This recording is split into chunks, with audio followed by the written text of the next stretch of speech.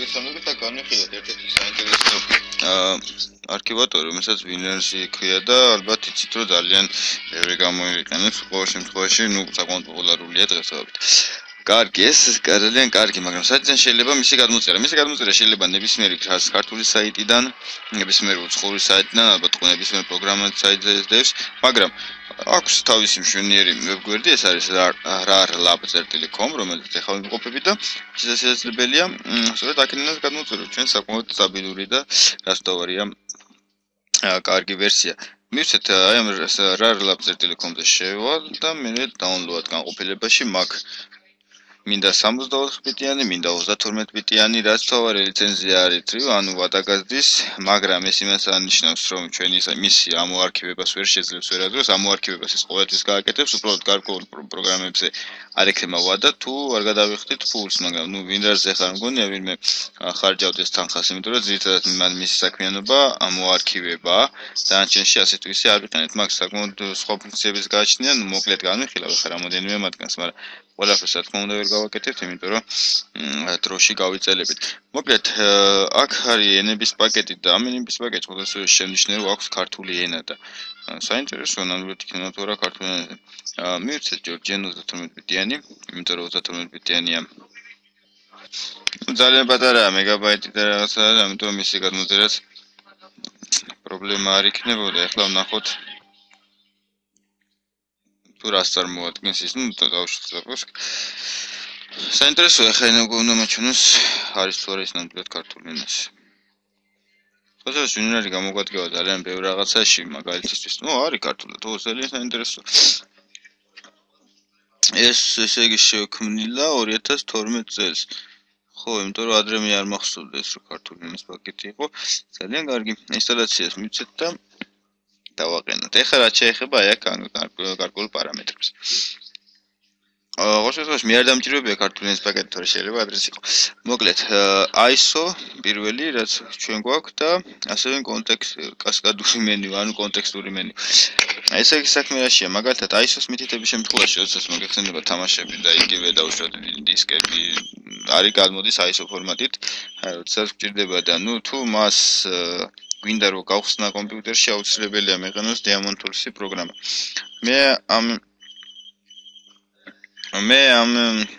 იმის განსხვავებით შემიძლია მივუთითო მას ISO და ISO ფაილები გაიხსნება WinRAR-ის საშუალებით, შესაბამისად დამჭირდება Diamond Tools-ი და უპრობლემოდ შევძლებ მის ამოარქივებას. ასევე რაც შეეხება კონტექსტურ მენიუს. კონტექსტური მენიუ არის დაახლოებით ესეთი, აი ვიც როდესაც ვაჭირდა გვერდზე იშლება, ეს არის კონტექსტური მენიუ. თუ მე კონტექსტურ მენიუს მივუთითებ, მაშინ იქნება აი ეგეთი ტიპის და თუ არ მივუთითებ, იქნება როგორც აქ არის ჩამოწერილი, ანუ მისი ფუნქციები ესე ზოლებად იქნება. თუ ესე მივუთითებ, გახდება კონტექსტური მენიუს საშუალებით. მაგრამ მე მგონი გასაგებია და მაინც არ მინდა რომ ძალიან დიდი ეს ბარი მქონდეს, ფუნქციების ბარი და შესაბამისად მე მივუთითებ კონტექსტურ მენიუს. რაც შეეხება ხატულა არ მჭირდება ეკრანზე, ესენი არ მინდა და შეგიძლიათ აქ წაიკითხოთ, კიდევ ეგ წერია.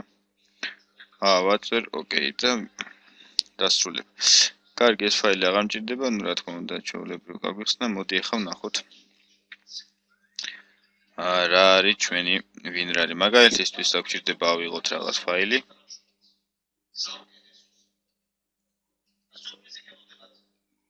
ესეთი ფაილი შევიდეთ მოდი შიგნით.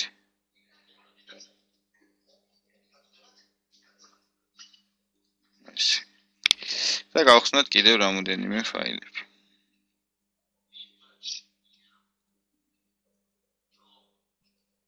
მაგალითად ეს არის გინდა სურათები, გინდა რაღაც. მე მინდა ამების გაუგზავნო Skype-ში. პირდაპირ Skype-ში ჩავარდება, ან ნებისმიერ ან თუ გინდა პოსტაზე გაგზავნო პირდაპირ ჩავარდება და აი აქ ისევ ინგლისურად დარჩა. მივცემ add, ანუ არქივში ჩადება და მაქვს ასეთი რაღაცა. ეხლა მე აქ შემიძლია შეკუმშვის მეთოდი გამოვიყენო საუკეთესო და რეზერვება უსწრაფესი, სწრაფი საუკეთესო ნიშნავთ მაქსიმალურად შემცირება, მაგრამ შემცირებას ეს შემთხვევაში აკეთებ თუ მაგათაც ფაილი არის იგივე API ფორმატის ან რაღაცა კინოა და მას მიუწითებს საუკეთესო დაზიფოს, ის მას ამცირებს, კი შეიძლება დაიყვანოს 150 მეგაბიტიდან 10 მეგაბიტამდე, მაგრამ მეგაბაიტამდე, მაგრამ აზრი ის არის, რომ ყველა ფაილს ეგრე ვერ იზამს, ანუ ზოგს აკეთებს, ზოგს არ აკეთებს. ამაში არის განსხვავება. მაგალითად, თამაშების ფაილი, ფილმების შესაბამისად უფრო ადვილი და საფორმატებელია. მაგალითად, შეიძლება დაზიპოს ფაილები, თამაშის ფაილები, ესეც ადვილი და სასიპია. გარკვეული ფორმატები არის, რომლებიც, ვთქვათ, ორიგინალი საკმაოდ დიდ ზომას იკავებს, შესაბამისად, მისი დაზიპული ვერსიაც საკმაოდ არც ისე ძალიან იკლებს ზომაში. Შეგვიძლია აირჩიო რა არის დაზიპი და ანაირჩიო აქ ესეთი მეთოდი დამატებით. ასევე შეგვიძლია მივუთითო პაროლი.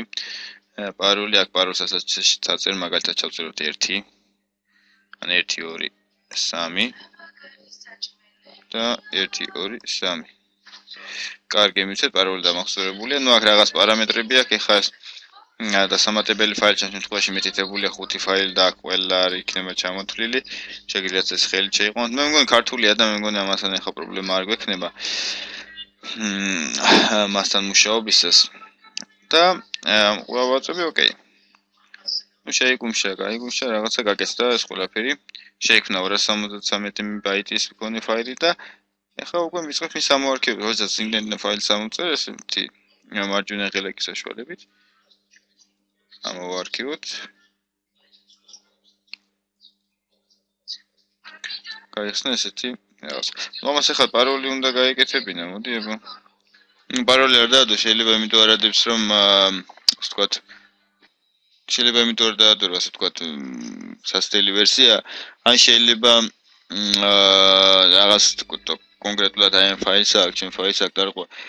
განსხვავება მოკლედ ოფიციალური ვებგვერდიდან და იმ საიტებიდან გადმოწერა, რასაც ჩვენ ინტერნეტში პოულობთ.